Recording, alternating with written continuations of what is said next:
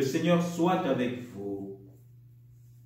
Évangile de Jésus-Christ selon saint Jean.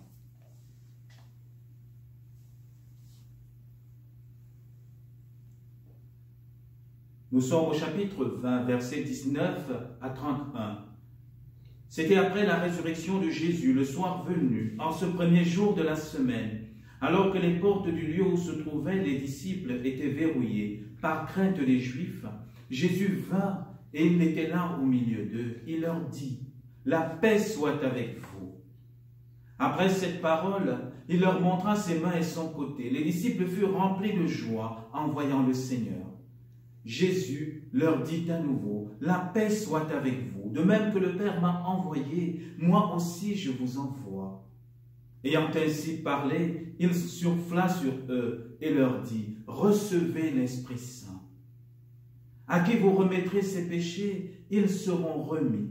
À qui vous maintiendrez ses péchés, ils seront maintenus. » Or, l'un des 12, Thomas, appelé Didyme, c'est-à-dire jumeau, n'était pas avec Jésus quand il était venu. Les autres disciples lui disaient, « Nous avons vu le Seigneur. » Mais il leur déclara, « Si je ne vois pas dans ses mains la marque des clous, si je ne mets pas la main, le doigt dans la marque des clous, si je ne mets pas la main dans son côté, non, je ne croirai pas. » 8 jours plus tard, les disciples se trouvaient de nouveau dans la maison et Thomas était avec eux. Jésus vint alors que les portes étaient verrouillées et il était là au milieu d'eux. Il dit, « La paix soit avec vous. » Puis il dit à Thomas, « Avance ton doigt ici et vois mes mains. Avance ta main et mets-la dans mon côté. Cesse d'être incrédule, sois croyant. » Alors Thomas lui dit, « Mon Seigneur et mon Dieu. » Jésus lui dit, « Parce que tu as vu, tu crois. Heureux ceux qui croient sans avoir vu. » Il y a encore beaucoup d'autres signes que Jésus a faits en présence des disciples et qui ne sont pas écrits dans ce livre. Mais ceux-là ont été écrits pour que vous croyiez que Jésus est le Christ, le Fils du Dieu vivant, et pour qu'en croyant, vous ayez la vie en son nom. Acclamons la parole de Dieu. Frères et sœurs, aujourd'hui, nous célébrons le deuxième dimanche de Pâques, en fait le dimanche de la miséricorde. De manière extraordinaire, depuis les années 2000, où le Saint-Pape Jean-Paul II a institué ce dimanche ainsi, il nous fait découvrir la grandeur et la miséricorde de Dieu. Mais la question qu'on peut se poser, comment les textes de ce jour, comment cet évangile nous parle de la miséricorde? La miséricorde qui est l'amour profond et tendre de Dieu, qui va jusqu'à se charger de notre misère pour nous pardonner et nous élever à lui. Vous savez, la miséricorde de Dieu aujourd'hui nous révèle deux endroits où parfois nous avons de la difficulté à entrer, deux faiblesses en nous. J'aimerais souligner, n'est-ce pas, la première difficulté, qui est la difficulté de croire en la résurrection. Qui plus encore aujourd'hui, dans notre monde qui se veut rationnel et moderne, nous avons de la peine à croire à ce que nous n'avons pas expérimenté ou touché. Vous voyez, nous sommes vraiment les descendants de Thomas. Tant que nous n'avons pas vu, tant que nous n'avons pas touché, nous avons de la peine à croire.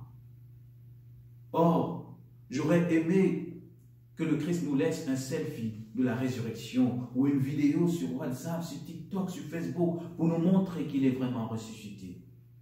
Mais je suis convaincu que même si nous avions eu cette vidéo, nous aurons de la peine à croire. N'est-ce pas ce qu'il dit à Lazare? Que même si quelqu'un revient du pays des morts, on aura de la peine à croire. Or, lui, il a fait.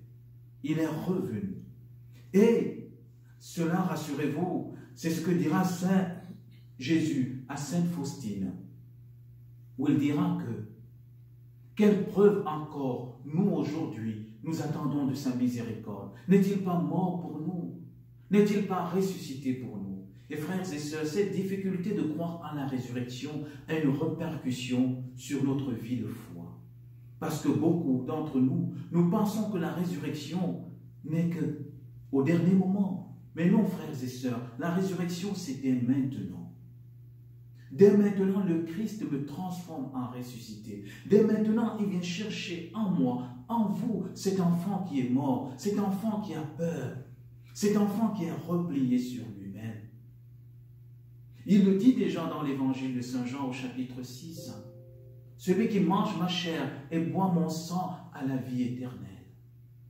Dès à présent. Et c'est ce qu'il dira à Sainte Faustine en disant, laisse-moi te dire que la vie éternelle commence ici sur terre par la Sainte Communion. Chaque communion que tu prendras, ma fille, te rendra capable de t'unir à Dieu pour l'éternité. Extraordinaire. Et là, nous découvrons que l'un des premiers signes de la miséricorde de Dieu, c'est l'Eucharistie. Or, beaucoup d'entre nous, nous avons de la peine à vivre ce moment capital, où nous nous unissons avec Dieu, parce que déjà nous avons de la peine à croire qu'il est ressuscité. Et que dès à présent, nous devons vivre en ressuscité. L'autre deuxième obstacle que la miséricorde divine aujourd'hui nous soulève, c'est le manque de confiance à la miséricorde de Dieu. Concrètement, le manque de confiance au sacrement de réconciliation. Extraordinaire. Les apôtres qui ont refusé, qui ont rejeté le Christ, qui ont eu peur, le Christ leur remet ce pouvoir extraordinaire que lui seul et Dieu ont de pardonner les péchés. Mais pourquoi a-t-il voulu donner ça aux hommes aussi fragiles? Pour que vous et moi, nous n'ayons plus d'excuses. Le prêtre qui vous pardonne les péchés est d'abord le premier pécheur. Extraordinaire. C'est parce que nous avons goûté à cette miséricorde, frères et sœurs, que nous voulons vous le transmettre. C'est parce que la miséricorde de Dieu s'est d'abord exercée sur nous, que comme prêtre, je peux vous dire, frères et sœurs, n'ayons pas peur de l'amour de Dieu. Allons jusqu'à nous ouvrir à son cœur. Le Christ a voulu choisir des hommes fragiles pour que vous et moi, nous puissions nous rapprocher de plus en plus de son amour, pour que nous devions de plus en plus nous rapprocher de lui. Permettez-moi ici de lire ce qu'il dit à Sainte Faustine. « Sache, ma fille, que c'est moi-même qui t'attends dans le confessionnat.